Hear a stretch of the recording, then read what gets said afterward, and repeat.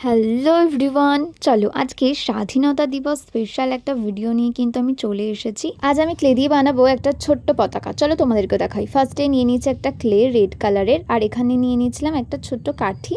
ক্লেটা নেওয়ার পর ক্লের মধ্যে কিন্তু আমি কাঠিটাকে জাস্ট বসিয়ে দিয়ে একটা পতাকার সেভ করে নিয়েছিলাম। দেখো এখানে সুপার ক্লে যেহেতু আমি ইউজ করেছি, এই ক্লে দিয়ে না খুব একটা সেভ করা যায় না আমি যেটা দেখেছি। তাও আমি ভালোভাবে হাতে করে একটা পতাকা সেভ দেওয়ার চেষ্টা করেছি, আর অনেকটা হয়েওছে। এরপরে যেটা করতে হবে সেটা হচ্ছে একটু পাউডার নিয়ে নিয়েছিলাম, কারণ হাতে প্রচণ্ড জড়াচ্ছিল। সুপার ক্লে ইউজ করলে তো পাউডার এমনিতেও লাগবে। তো একটু পাউডার নিয়ে পতাকাটা জাস্ট হালকা করে ওর ওপরে কিন্তু রেখে দিয়ে তার নিচের যে কাঠিটা দেখতে পাচ্ছ, ওই কাঠিটাতে কিন্তু আমি পুরো ক্লেটাকে বসিয়ে দিয়েছিলাম, মানে ক্লে দিয়ে পুরোটা কভার করে দিয়েছিলাম।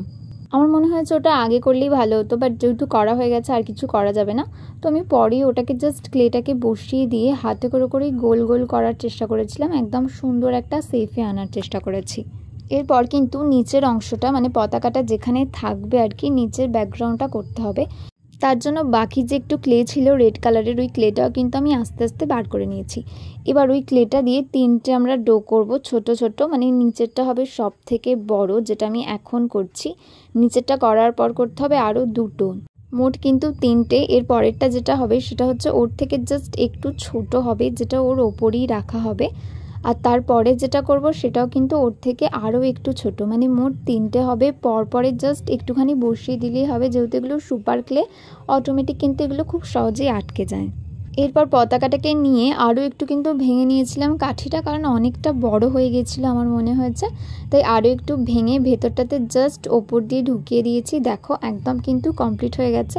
এরপর পালা একটু শুকিয়ে নেওয়ার, ভালোভাবে শুকিয়ে নেওয়ার পরেই কিন্তু আমি মাঝখানটাতে প্রথমে পতাকার যেহেতু রং হোয়াইট, মানে মাঝখানটা, তো ফার্স্টে আমি হোয়াইটটা করে নিয়েছিলাম, দাগটাতেও করে নিয়েছিলাম, আর পতাকার কালারটাতেও করে নিয়েছিলাম। এরপর কিন্তু আমি গ্রিন কালারটা করব, মানে একদম নিচটাতে নর্মাল যে ফেব্রিক কালার হয় ওই ফেব্রিক কালার দিয়ে কিন্তু আমি পুরোটা কমপ্লিট করেছি। ভালোভাবে কিন্তু গ্রিন কালারটা নিচটাতে দেওয়ার পরে পতাকার যে নিচটা সেখানেও কিন্তু আমি গ্রিন কালারটা দিয়ে দিয়েছিলাম, আর তারপরে দিয়েছিলাম হচ্ছে অরেঞ্জ কালারটা। অরেঞ্জ কালার আমার কাছে ছিল না, তাই আমি একটু অরেঞ্জ কালার তৈরি করে ওপরটাতে আর পতাকার ওপরটাতেও কিন্তু করে দিয়েছিলাম। এরপর ব্লু কালারটা দিয়ে কিন্তু একটা ছোট্ট অশোক চক্রও আমি এঁকে নিয়েছি। দেখো একদম কিন্তু কমপ্লিট হয়ে গেছে, আর এখন কিন্তু ফেব্রিকটা অনেকটা শুকিয়েও গেছে।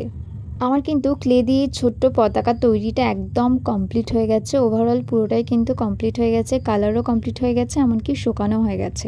তোমাদের এই কিউট পতাকাটা কেমন লাগলো অবশ্যই কিন্তু আমাকে কমেন্টে জানিও। আজকের মতো ভিডিওটা এখানেই শেষ করছি, দেখা হবে নতুন কোনো ভিডিওতে। আজকের মতো সবাইকে টাটা।